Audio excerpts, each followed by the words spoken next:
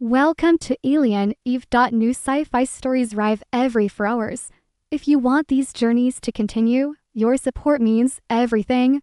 For long listening sessions, check out the playlist and enjoy the universe. The sky above Arksha 4 split open in veins of electric blue, the kind of atmospheric fractures engineers insisted were predictable, right up until the moment they were. Doctor. Elias Cade had stopped trusting the term long ago. On this planet, anything labeled predictable was usually followed by structural damage, emergency sirens, and a funding report insisting everything was under control. The impact hit at 14.9, not a tremor, an outright strike as if something deep beneath the crust had snapped. Elias' monitoring consoles threw error codes faster than his neural interface could translate. A second shock rippled through the ground, sharper than the first, and the western wing of the joint human Kethari research complex dropped half a meter with a screech of stressed metal. He didn't wait for alarms. He grabbed his trauma kit and ran. Dust clouds swallowed the corridors. Support pillars groaned. Cabling sparked in tangled showers of light. The complex, which 3 governments had proudly called a triumph of cooperative engineering, was folding in on itself like wet cardboard. People fled the collapse zone. Elias ran toward it. He reached the breach and froze for a heartbeat. The hallway had collapsed into a jagged pit, beams twisted, floor plates tilted downward, and entire sections of ceiling sagged like a metal avalanche. Voices echoed up from the darkness, urgent, weak, terrified. "Triage first," he muttered. "Find who can be saved, save them." He slid down the fractured flooring and dropped into the rubble field. A human technician with a shattered arm, tourniquet, stabilizer patch, extraction mark. A Kethari guard crushed beyond help. Another human pinned but conscious, breathing stable, marked for rescue. Then he saw her. A narrow cavity had formed beneath a fallen ceiling strut, and in that pocket lay a Kethari woman, tall, powerful even while motionless, her long ridged ears pressed flat against her skull, her lavender skin streaked with blood and silver dust. Elias recognized her instantly. Commander Sira Veylan, 3rd seat of the Kethari Vanguard, diplomat, strategist, war hero, beautiful in an austere, commanding way that bent the attention of every room she entered. Now pinned, injured, barely breathing, Elias dropped to his knees beside her. "Commander, can you hear me?" Her eyes opened, gold with a faint bioluminescent ring of teal. Alien, penetrating, still assessing him even in near unconsciousness. He checked her vitals using human equipment that only half matched Kethari anatomy. The beam across her torso hadn't crushed her entirely, but moving it wrong could finish the job. Comms were jammed, overloaded with distressed traffic. He was alone. "Okay," he murmured, clearing debris with steady, practiced movements. "This is going to hurt, I'm sorry." He braced his legs, positioned his arms, and lifted. Even in reduced gravity, the beam fought him. Muscles burned, his breath shook. Commander Sira didn't scream, but the quiet, raw sound she made cut straight through him. "I know," he gritted out. "Almost there." The beam crashed aside. He didn't pause, broken ribs, labored breathing, likely internal bleeding. He improvised a stretcher from a wall panel, secured her with cargo straps, and hauled her through collapsing hallways toward the emergency shelter. The night blurred into a relentless stretch of decisions. Equipment calibrated for human lungs struggled to interpret Kethari vitals. Sedatives metabolized too fast. Anatomy references were incomplete. He adapted everything by instinct, training, and stubborn refusal to let her die. He spoke to keep himself focused. "You know," he muttered while adjusting an IV line, "my brother asked why I hadn't settled down yet." As if that's easy when most of my job involves stopping technicians from welding their own hands to industrial machinery. Sira remained unconscious, but silence made the work harder, so he kept talking. Around hour 5, the crisis hit. Her oxygen levels plunged. Scans, human scans, unreliable but better than nothing, showed fluid building around her lungs. A chest drain was the only option. He leaned close. "Commander, if you can hear this, this will hurt. If I don't do it, you won't make it." He began the procedure. Halfway through, her hand shot up, fast, strong, and clamped onto his wrist. Her eyes snapped open, pupils dilated with pain, breath breaking in shallow bursts. The translator lagged, but her whispered words were unmistakable. "Do not stop." Elias stilled only for a moment, then nodded. "I won't." He finished the procedure with hands steadier than his heartbeat. When Sira's breathing finally eased and her grip loosened, he sealed the wound with slow, careful precision. Dawn light filtered through the polymer shielding of the shelter. Sira opened her eyes again, just for a moment, but long enough to look at him with something fierce and painfully clear. "Do not stop," she whispered again, softer this time. Then she slept. The Kethari delegation moved like a single organism, precise, silent, predatory. 4 armored guards took positions along the shelter walls, their posture rigid, their eyes tracking every angle as if expecting an ambush. At their center stood 2 officials in ceremonial black and cobalt robes, the geometric patterns on the fabric shimmering faintly under the shelter's emergency lights. Elias rose instinctively, back protesting after hours of crouched work. His hands were still stained with dried Kethari blood, not ideal for diplomacy. The taller official stepped forward. His long ears were adorned with gold threading in angular patterns that signified authority. Elias remembered that much from the cross-cultural briefings everyone skimmed and no one truly read. "I am High Liaison Thaylan," he said, voice smooth as cold metal. "You are Dr. Elias Cade, the human who attended Commander Sira Veylan through the night." It wasn't a question, it was a loaded statement. Elias nodded. "She was critically injured. I did what I could." The second official, shorter but sharper in posture, approached the medical cot where Sira lay sleeping.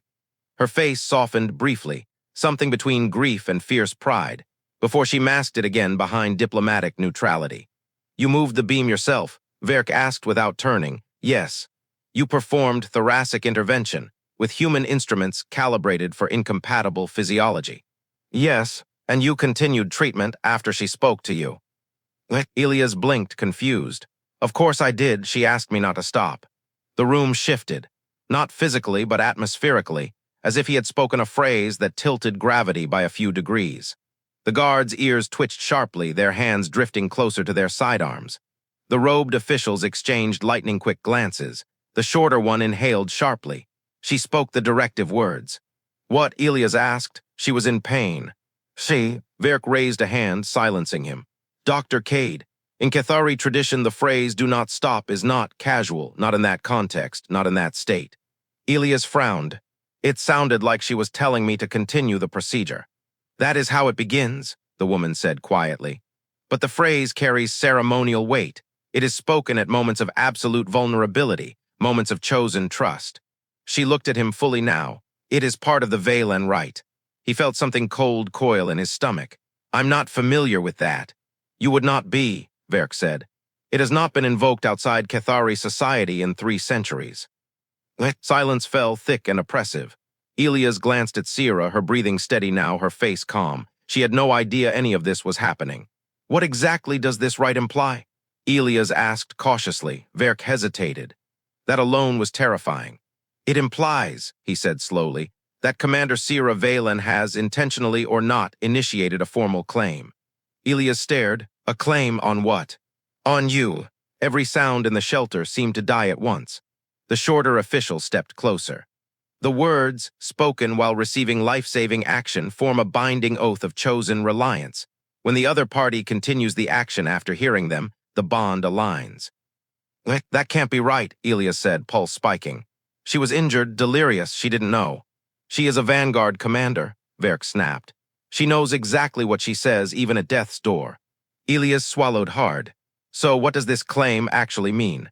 "It means," Verk said, "you stand as her selected partner under Kethari law, at least temporarily, until she speaks otherwise." A stunned laugh escaped him. "Partner, that's absurd. I'm a medic." "I didn't. Intent is irrelevant," the woman cut in. "Action completed the rite. Your consent was given by continuing the treatment after hearing the directive words." "That wasn't consent," he protested. "That was medical necessity."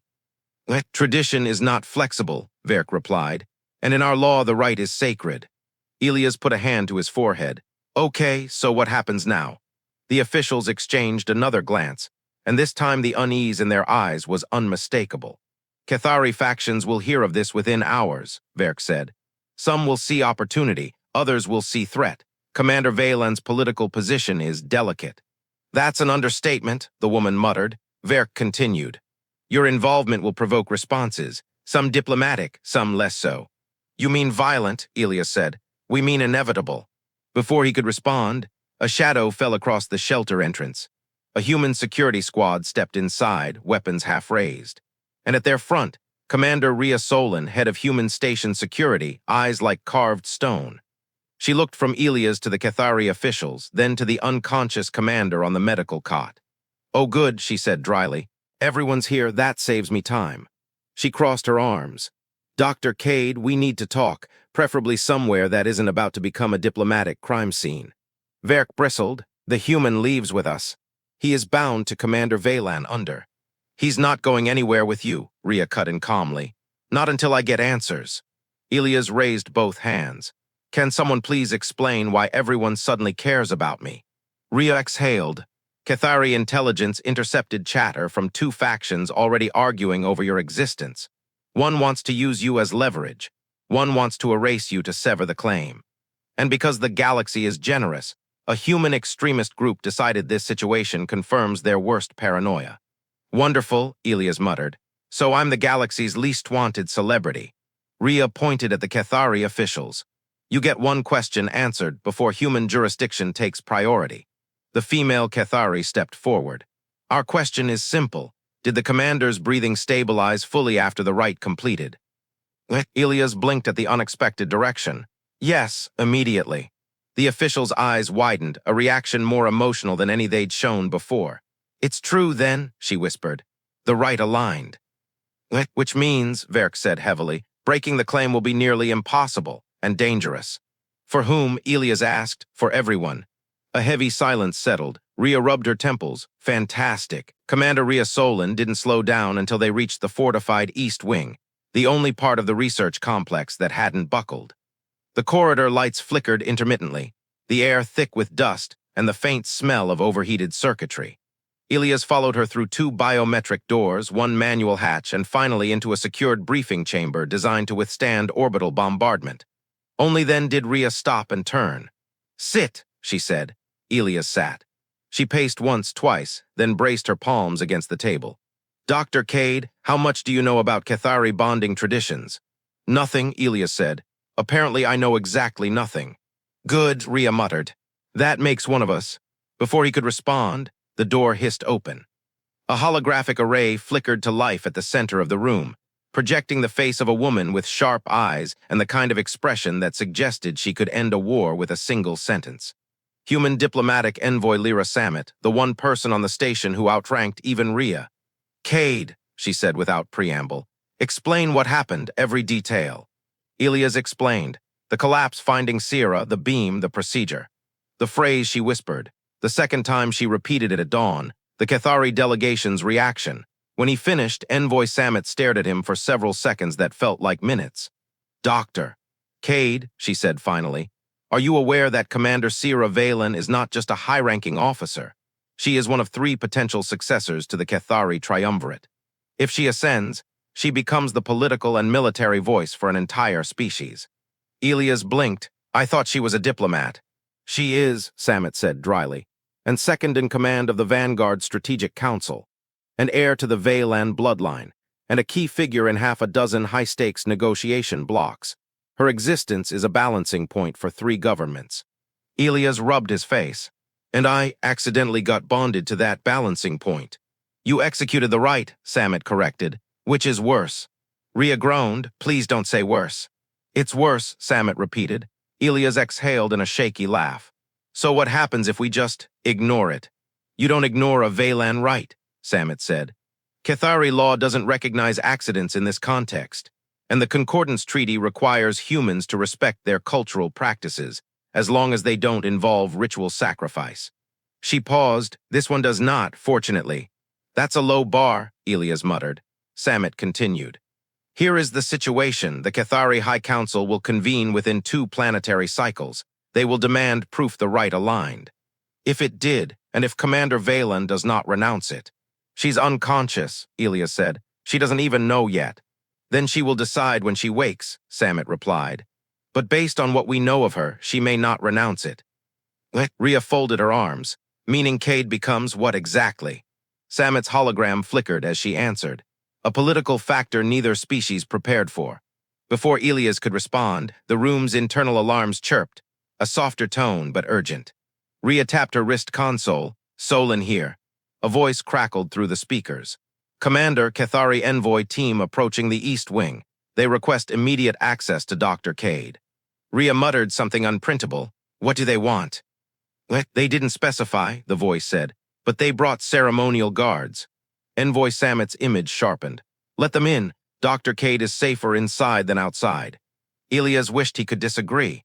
Moments later, the door slid open. Veylan entered with the same precision as before, followed by the smaller official, the one who had reacted so intensely when he'd said Sira's breathing stabilized. Their guards remained outside. Doctor. Cade, Verk said, inclining his head. We owe you an update. Rhea positioned herself between Elias and the Kethari just enough to send a message. Verk continued. Commander Veylan has regained consciousness, briefly. Elias straightened. Is she stable? Yes, and she asked a question. Elias felt the hairs rise on his arms. What question? What happened to the one who did not stop? Elias' stomach tightened. We informed her that you were moved to secure human quarters, the female official said. Her response was decisive. How decisive? Rhea asked. She attempted to stand on a fractured leg. Rhea blinked. She what? She insisted on seeing him, Verk said. Immediately. And you refused, Rhea pressed. We delayed, Verk corrected, for her safety, for yours, for political sanity. Elias swallowed. Did she say anything else? Yes. The female official stepped closer. She asked if the right aligned. And did it? Elias asked. Both officials hesitated. Then Verk said quietly, yes. Silence thundered through the room. Elias gripped the edge of the table. Meaning what exactly? The right recognized you, Verk said. Both physiologically and cognitively, the bond took root fully. Breaking it now risks neural destabilization for Commander Veylan. Elias stared. Destabilization as in? As in damage, the woman said. Possibly fatal. Rhea stepped forward. So you're saying if he refuses the bond? Commander Veylan may die, Verk finished softly. The room went still. Elias' pulse hammered. She doesn't even know what she asked me for. She does now, Verk said, and she stands by it. Elias froze. How do you know? Because, Verk said, her last words before sedation were, bring him to me. Rhea let out a long, exhausted breath. Of course. Samet's hologram leaned closer, studying. The walk to the Kethari recovery wing felt like crossing a border into another world. 2 human guards flanked Elias. 4 Kethari ceremonial guards moved ahead, their armored steps falling in perfect rhythm. The corridor lights dimmed as they entered the Kethari territory. By design, Elias remembered. Their species preferred low illumination, a sensory calibration rooted in ancestral cavern environments. The air felt cooler, denser, and strangely quiet, as if sound itself was reluctant to intrude. Veylan led the procession, his long ears angled forward in alert focus. The female official, whose name Elias still hadn't caught, moved beside him, holding a crystalline data slate etched with pulsing geometric lines.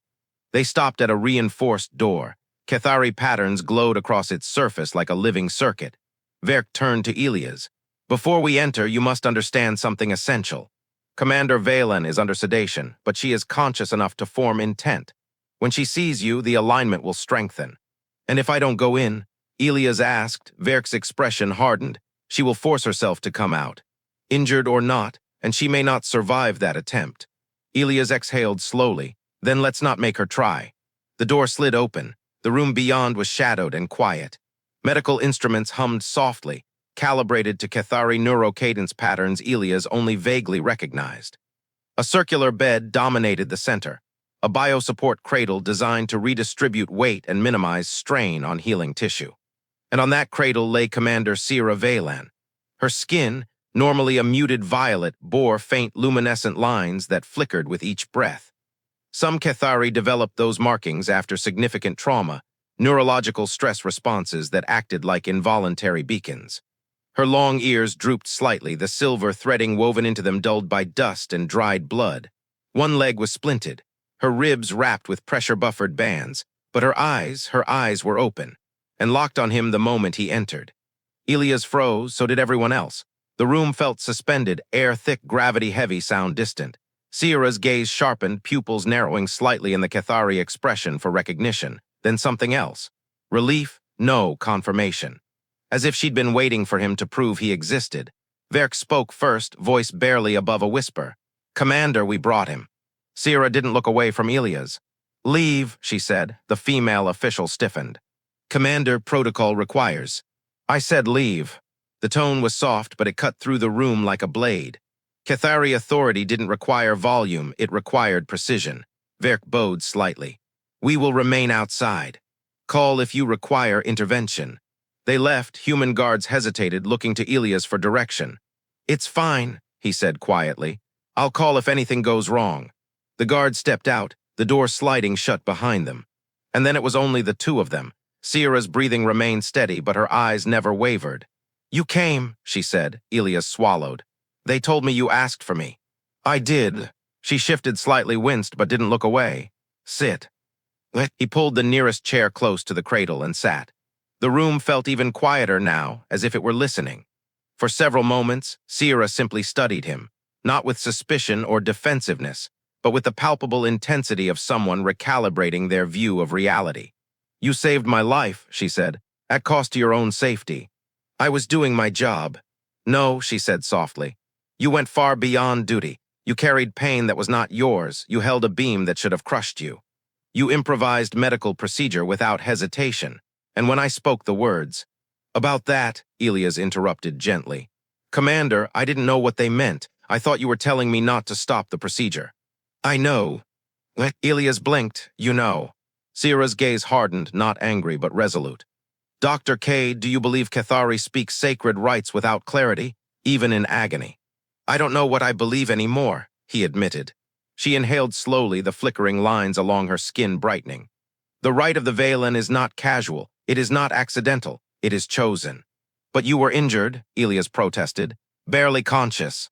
Not barely enough, she said. I remember the collapse. I remember the pain. I remember seeing you dig through the rubble when others fled. I remember your hands on my ribs, gentle even when you had no reason to be. I remember your voice. You kept speaking even when you believed I could not hear. Elias felt heat rise to his neck. Talking helps me focus. It helped me live. Silence pooled between them. Then she said, quietly but with unshakable certainty, I meant the words. Elias felt the world tilt.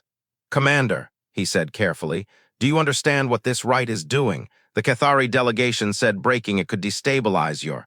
I know the risks, she said, and I know the meaning. Your political position is irrelevant. Your succession rights are burdens, not privileges. This could start a diplomatic crisis. This could save us both from worse ones. Elias stared, trying to process the enormity. Why me? A faint crease formed between her brows. You truly do not understand. No, he admitted, I don't. Sira lifted one hand slowly, painfully, and placed it over her sternum just above the wrapped ribs. When I was trapped, I thought I would die, she said. Not from fear, not from pain, but because no one could reach me in time. She paused. Then you appeared, a human medic with no obligation to risk himself. And I realized, in that moment of clarity, that my life depended entirely on a stranger's hands. She lowered her hand. Kethari doctrine says trust offered at the edge of death reveals truth, and the truth I saw was simple. You did not stop. Elias opened his mouth, but no words came. Sira continued. I will not ask you to accept what you do not understand, she said, but I will not lie or diminish what occurred. The rite aligned because you completed it. You accepted responsibility for my survival, and I accepted reliance upon you. These are not small things. He exhaled slowly. What do you want from me? Honesty, she said, and presence. That's all. For now, her expression softened just slightly. The galaxy will ask more of us soon enough. Elias leaned back, running a hand through his hair. Sira, this is bigger than both of us. Yes, she said, which is why we must face it together. Something about the word together made heat knot behind his ribs. But before he could answer, the external alarms blared, short, sharp, urgent. Sira's eyes narrowed. What is that? The door slammed open. Rhea Solon stood silhouetted in the frame, breath hard, expression grim. Elias, she said, we've got a problem. Verk stepped in behind her, ears rigid with alarm. A Kethari chaos erupted before Elias could stand. Rhea Solon slammed her palm against the control panel, sealing the recovery chamber's exterior door with a heavy magnetic lock. Warning glyphs pulsed red across the Kethari displays. The lights dimmed to emergency mode, painting the room in deep indigo shadows. 3 hostiles confirmed, Rhea said. Possibly more, armed with disruptor blades and phase rifles. Verk's expression sharpened. They are Veylan purity extremists. They oppose any dilution of lineage. Your presence, Dr. Cade, represents a blasphemy, the female official finished coldly. To them, anyway. Elias' heart thudded painfully. So they want to kill me to cancel the rite. Yes, Verk said. And if they cannot reach you, they may attempt to kill Commander Veylan to sever the bond from the other side. Sira pushed herself up on her elbows. Pain flashed visibly across her features, but she didn't stop. You will not touch him, she growled. Commander, you shouldn't move, Elias began. But Sira swung her legs off the biocradle, ignoring the splint, ignoring Verk's alarmed step forward, ignoring the tremor that rippled through her injured body. She stood barely, but she stood. Her bioluminescent markings brightened with each breath, glowing like embers fanned by wind. Rhea stared. You shouldn't even be conscious. Sira steadied herself on the cradle's railing. Sedation was light. I ordered it. She fixed her eyes on Elias. You are mine to protect, by right and by choice. Elias took a step forward. You're injured, you can't fight. I do not need to fight, she said. I need only to stand between you and them. The door behind Rhea vibrated under an impact. Everyone froze. A second impact followed, harder, sharper. The metal frame groaned. They're trying to breach, Rhea said, drawing her sidearm. Thalen, we need reinforcements now. Verk activated a calm bead on his collar, speaking rapidly in Kethari. The female official moved towards Sira, scanning her vitals with a handheld device that pinged in urgent protest. Commander, your blood pressure is unstable. Neural stress is. I am aware, Sira snapped. Prepare the shielding. The woman froze. Commander, the shielding hasn't been tested since the storm fracture's last cycle. Prepare it. She obeyed. A third impact hit the door, this time followed by the unmistakable shriek of a cutting tool biting into reinforced plating. We're out of time. Rhea barked. She shoved Elias behind her. Cade, stay down. If they get through, you wait for my signal, then run. Don't argue. Elias opened his mouth. But Sira. I will hold the line, Sira said. Her voice had changed. Lower, sharper, carrying the commanding resonance of her vanguard training. Her eyes were fixed on the door with predatory focus. The fourth impact hit. The door dented inward. Rhea swore. Thalen, reinforcements, Ada. 2 minutes, Verk said. We won't survive 2 minutes. On the fifth impact, a crack split the door panel, glowing with a molten edge. The extremists were nearly through. The female official completed her work and stepped back from the cradle, hands trembling slightly. It's ready, Commander. Good. Sira turned to Elias. Stand in the cradle. What, he said, now. He hesitated for one heartbeat. Then obeyed. He stepped into the circular support cradle.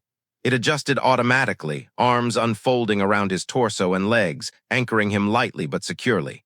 Sira limped forward until she stood directly between him and the door. Her posture straightened. Her shoulders rolled back. Her ears rose in a battle stance. Even injured, she radiated a presence that made the air feel heavier. The female official touched a panel on the cradle's side. A circular pulse of pale light rippled outward from Sira's feet, climbing the walls, wrapping around Elias like a translucent cocoon. The shielding isolates neural signatures, Verk explained. They will not be able to target him directly. Rhea blinked. Neural shielding, that's illegal on human stations. It is necessary, Sira said. Her glow intensified, the lines across her skin brightening from violet to burning white. The door buckled inward. A sliver of the corridor became visible, black armor, jagged weapons, and the unmistakable sound of a war cry. Sira didn't move. She planted her feet. She breathed in deeply, every muscle in her injured body coiled in readiness. And she whispered just loud enough for Elias to hear, "Do not stop believing I can hold them." Then the door exploded inward. 3 Kethari extremists stormed into the room, large, armored, eyes burning with the fanatic glow of doctrine. Their blades were crackling with bioelectric charge, their rifles raised. Rhea opened fire immediately, her pistol rounds sparking off their armor. Verk drew a ceremonial blade, not decorative, Elias realized now, but terrifyingly functional. The extremists advanced anyway, and then Sira moved. It wasn't fast, she was too injured for speed, but it was controlled, precise, minimal motion, maximal force. She deflected the first blow with her forearm, redirecting the blade just enough that it scorched a line across her rib bindings instead of her chest. She struck the attacker's throat with the heel of her hand. The armor absorbed most of the impact, but not all. He staggered. The second extremist swung a disruptor blade toward her side. Sira pivoted, took the hit on the splinted leg, and did not fall. A cry escaped her, sharp and raw, but she used the momentum to slam her elbow into his jaw. Rhea shot the third extremist twice, buying Sira a second of breathing room. But it wasn't enough. One extremist broke past Rhea. Another recovered and charged Sira again. Elias heard the hum of a rifle powering up. The female official screamed, "Commander." Sira turned toward the sound. Her injured leg buckled, and in that single collapse of balance, everything shifted. Elias acted before he could think. He tore free of the cradle's minimal restraints, lunging forward, grabbing the closest metal instrument, a diagnostic clamp, and hurling it at the extremist about to fire. It hit the rifle barrel. The shot went wide. Sira surged upright again, teeth gritted against agony, and drove her forearm into the extremist's chest, knocking him backward into the wall. Rhea finished him with a stunned shot to the head. The last extremist, wounded but conscious, snarled and raised his blade for a killing blow aimed straight at Sira. Verk intercepted him, slashing a perfect diagonal arc that disarmed the attacker in a flash of sparks. Silence crashed into the room, 3 extremists down, 1 breathing, 2 unconscious. Sira swayed where she stood, then collapsed. Elias caught her before her body hit the floor. Her breath was ragged. Her pulse flickered weakly beneath his fingertips. The glowing lines across her skin were fading too fast. "Sira," he whispered, "stay with me." Her eyes opened faintly. "You did not stop," she breathed, and then she went completely still. Elias' chest tightened in a way that had nothing to do with the right. Rhea knelt beside him, scanning Sira's vitals. "Her neural patterns are unstable," she said. "She's crashing fast." Verk's voice was strained. "We must get her to the Deep Lab MedCore, now." Elias didn't think. He lifted Sira into his arms. She was heavier than she looked, but he held her as if she weighed nothing. "Then move," he said. "Lead the way." And the guards, human and Kethari alike, opened a path for him. Because in that moment, even the Deep Lab MedCore was buried beneath 5 layers of reinforced plating, originally designed to contain volatile experiments, not desperate evacuations. Yet now it echoed with urgent footsteps, overlapping commands, and the metallic rattle of emergency systems spinning up to full power. Elias carried Sira through the final blast door, his breath unsteady, his arms trembling from strain and adrenaline. The moment he crossed the threshold, the med team sprang into motion. 3 Kethari clinical techs, a human neural specialist, and 2 biosupport officers who activated the AudioBook cradle without a word. "Lay her here," the lead tech barked. Elias lowered Sira onto the cradle, her skin pale lavender, the bioluminescent lines dimming dangerously. The cradle's curved support arms folded around her, scanning her body with cascading waves of blue light. Verk stepped forward, slate in hand. "Her neural matrix is destabilizing. We need synchronized resonance immediately." The tech glanced at Elias. "Then we need him." Elias blinked. "Me." "Yes," the tech said. "The right created a shared resonance point. Her neural stability is now partially anchored to your presence." Rhea muttered, "Great, fantastic, love that for everyone." But the tech ignored her, pointing to a secondary cradle beside Sira. "Lie down now." Elias looked at Sira, unmoving, breath shallow, pulse flickering like a dying signal. "I'll do whatever she needs," he said, stepping in. As soon as he lay back, mechanical rings locked into place around his arms and temples, aligning his vitals with hers. A faint hum filled the room. The lights dimmed. The cradle systems engaged. A soft vibration washed through Elias' skull like distant thunder rolling across the horizon of his thoughts. "Stabilization link initializing," the tech announced. "Pulse alignment in 30 seconds." Elias felt his heartbeat slow, then synchronize, then merge with a faint, faltering rhythm that wasn't his. Sira's. Her breathing hitched, a shallow gasp, and the lines on her skin flickered weakly. "Pulse alignment at 50%, someone said. "Neural bridge forming." Elias' mind filled with a strange sensation, not a voice, not an emotion, more like the shadow of a thought that wasn't his own. A presence, a pull, a recognition. And then, the alarms went off. Every screen in the Deep Lab flashed crimson. Rhea whipped around. "What now?" The automated voice boomed through the chamber. "Unauthorized breach detected. Hostile signatures entering Sector C, multiple life forms. Unknown classification." Verk's ears snapped rigid. "That's not purity extremists. Their energy signatures would match." The female official checked a console and went pale. These signatures are not Kethari. Not Kethari, Rhea snapped. Then who the hell? Another alarm shrieked, interrupting her. Outer perimeter compromised, internal containment failing. The chamber shook, faintly but unmistakably, as if something enormous had struck the layer above. Dust fell from the ceiling. Human and Kethari guards drew weapons simultaneously. The med tech shouted over the noise. We can't halt the stabilization. If we stop now, Commander Veylan's neural matrix collapses. Rhea cursed, we defend this room. Nobody touches them. But the lights flickered again, longer this time. Then died completely for 2 seconds that felt like an eternity. When emergency power restored, every sensor display in the room had changed. Instead of red, they were now reading violet, a color none of the systems used. What is that? Rhea whispered. The female official traced the pattern. It's not a warning, it's a signal. A signal from who? Verk demanded. The answer came from the ceiling. A low, resonant vibration reverberated through the chamber. Nothing mechanical, nothing structural, something alive. Elias felt the resonance through the cradle, through the neural link, through his bones. And through Sira, her bioluminescence surged bright enough to illuminate the entire bed. The heartbeat he shared with her spiked. Her neural signature flared in the monitors. The tech staggered back. That shouldn't be possible, she's unconscious. Elias struggled against the restraints. What's happening to her? Sira's body arched slightly, breath catching, as the violet signal synchronized with the pulsing patterns on her skin. And then, the Deep Lab intercom activated without anyone touching it. A distorted voice filled the room, not human, not Kethari, lower, older, cold with authority. Commander Sira Veylan has invoked a right she cannot uphold. Every guard lifted their weapon. Verk froze, Rhea swore softly. The voice continued. The Veylan bloodline has trespassed beyond its accord. The claim must be corrected. The human must be surrendered. Elias felt the cradle tighten. Sira's bioluminescent markings shifted from white to the same impossible violet as the sensors. The tech's face went white. Commander Veylan is responding to the signal. Her neural patterns are adapting. Rhea hissed, to what? A second vibration rippled through the facility closer. The voice returned louder, clearer, as if the speaker were standing inside the room itself. We are inbound. Do not resist.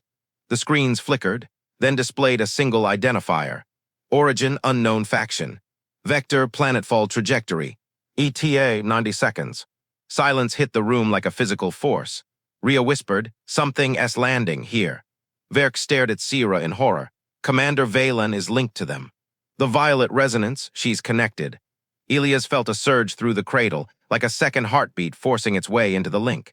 Sira's chest rose sharply. Her eyes flickered beneath closed